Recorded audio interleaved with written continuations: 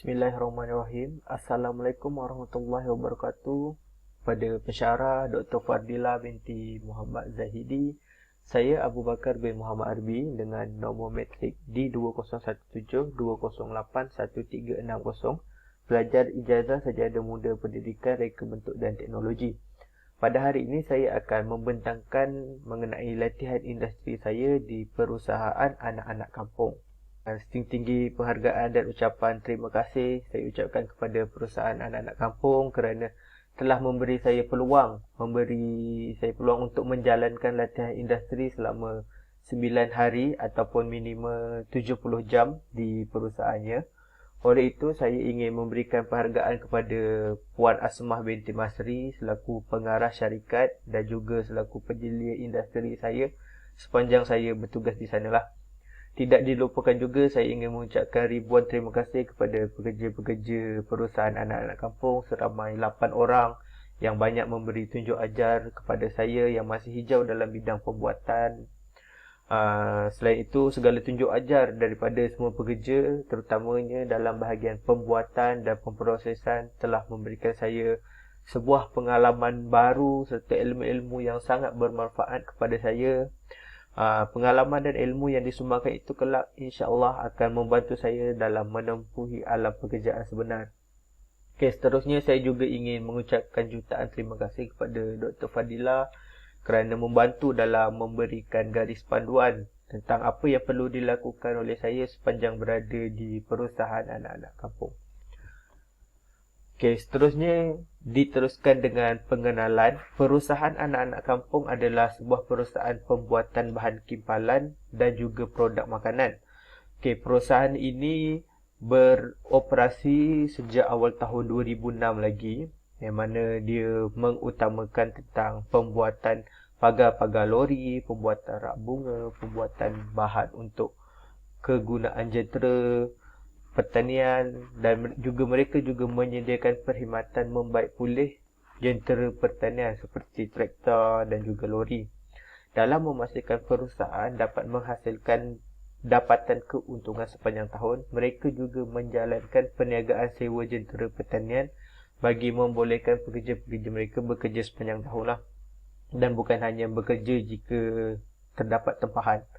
Dalam masa yang sama juga, perusahaan ini menjalankan perniagaan keripik peria, yang mana mereka mendapatkan sendiri peria hasil daripada tanaman mereka sendiri di kebun mereka, dan juga pembelian daripada pengusaha peria di sekitar kawasan tersebutlah, di sekitar kawasan mereka, iaitu bertempat di Sekincang, Selangor.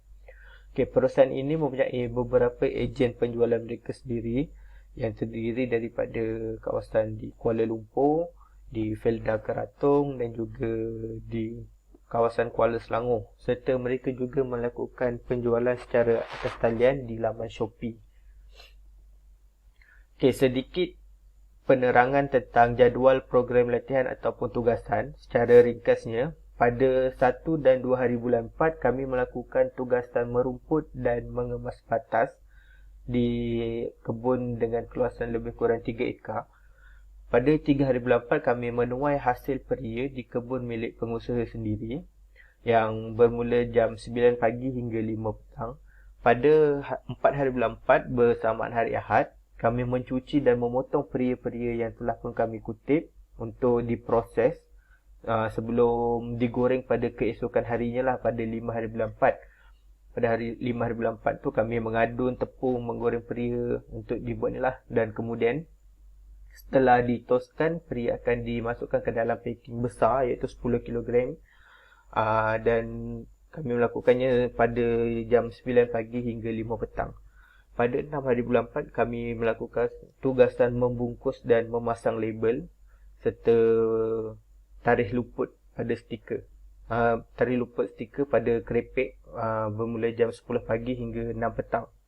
Kemudian pada hari Rabu 7 hari bulan kami berpindah ke teknologi pembuatan. Kami melakukan tugas-tugas penyelenggaraan mesin pembajak tanah dan juga lori pada jam 8 pagi sehingga 4 petang. Kemudian 8 hari bulan 4 kami membuat kimpalan dan ukuran pada tiang lori untuk dipasang pada lori lah pada 9 hari bulan 4. Seterusnya, tugasan spesifik. Pada hari pertama di perusahaan, kami melaporkan diri dan telah berkenalan dengan majikan saya sendiri, iaitu Puan Asma binti Masri dan juga pekerjanya seramai 8 orang. Seterusnya, setelah kami menerangkan tentang kesemua tugasan yang perlu kami lakukan kepada majikan, kami memulakan tugasan dengan masuk ke dalam kebun dengan ditemani oleh 2 orang pekerja dan melakukan tugasan merumput.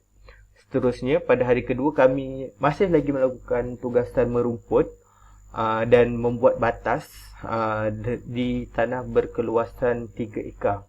Pada hari ketiga, saya ditugaskan untuk menuai hasil peria untuk digunakan membuat keripik, dan kami menuai pada lebih kurang 50 batas kebun yang sedia ada, dan kami berjaya mendapatkan lebih kurang 70 kilogram hasil peria, dan kesemua hasil peria tersebut dimasukkan ke dalam bakul fama dan dibawa pulang ke tempat pemprosesan yang lebih kurang dalam 2 kilometer saja. Seterusnya pada hari keempat kami telah memotong buah peria yang dikutip tadi dan mencucilah peria tersebut. Peria tersebut dipotong kepada 2 bahagian dan bijinya akan dibuang. Setelah bijinya dibuang, peria akan dimasukkan ke dalam sebuah mesin khas yang akan memotong peria tersebut nipis-nipis.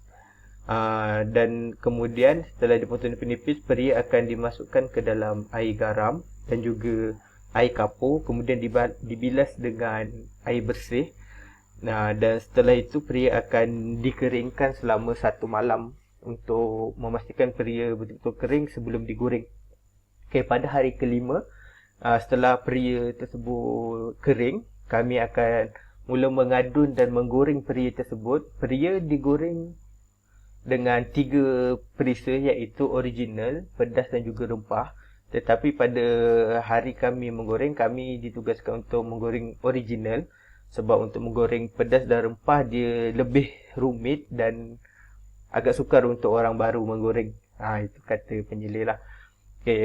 Untuk mengadun dan menggoreng juga memerlukan kerja yang sangat berhati-hati, sebab peria itu sangat nipis, dia takut rosak, jadi kami kena menggaul, dan masa menggoreng kena sentiasa perhatikan lah, tak nak bagi dia hangit.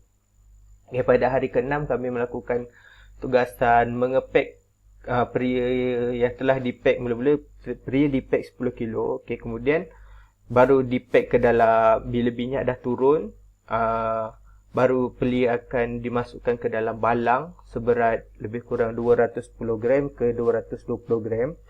Setelah siap diisi, barang akan disolitip, kemudian dipasangkan label dan juga tarikh luput. Untuk tarikh luput, penyelidik mengatakan ia lebih kurang 3 bulan, hasil daripada mereka punya uji kaji lah. Peria boleh bertahan 3 bulan. Untuk peria yang dimasukkan dalam balang, di dalam balang tersebut diletakkan kertas doily dan juga tisu yang dipotong bulat untuk memastikan minyak tak naik ke atas. Pada hari ke-7, ke-8 dan ke-9 kami berpindah ke arah teknologi pembuatan, di mana kami pada hari ke-7 kami belajar cara-cara menyelenggara mesin-mesin seperti traktor dan juga lori. Tapi kami buat yang senang-senang lah, seperti mencuci nafas macam itulah. Pada hari ke-8 kami diajar cara untuk mengambil sukatan bahagian tiang lori yang hendak dibaiki. Tiang keliling lori itu ada tiang-tiangnya yang telah pun rosak dan hampir semua telah rosak. Jadi kami mengambil sukatan tiang-tiang tersebut dan membuat tiang baru untuk dipasang balik itu. Itu untuk pahan daripada pelanggan. Pada hari terakhir kami setelah siap semua dan ditemani dengan supervisor Encik Rizwan dan Encik Helmi, kami memasang pagar-pagar lori yang telah pun kami siap kimpal dan potong. Objektif yang dapat dicapai sepanjang latihan industri ini adalah: pertama, dapat membina personaliti individu yang boleh bekerja secara berpasukan, berkeyakinan dan bertanggungjawab. Itu sangat betul. Kemudian dapat berkomunikasi dengan berkesan, sebab yang pertama, di alam pekerjaan ni dia tak sama dengan pembelajaran. Pembelajaran dia lebih fun apa semua, tapi dalam pekerjaan ni kita kena buat betul-betul lah, sebab dia hasil untuk orang. Kemudian memberi pendedahan kepada alam pekerjaan, mengamalkan etika dan peraturan kerja yang baik. Kemudian dapat menghasilkan laporan latihan amali dan kemudiannya dapat menguasai kemahiran bidang kursus dengan mengaplikasikan teori yang telah dipelajari. Ini betul lah.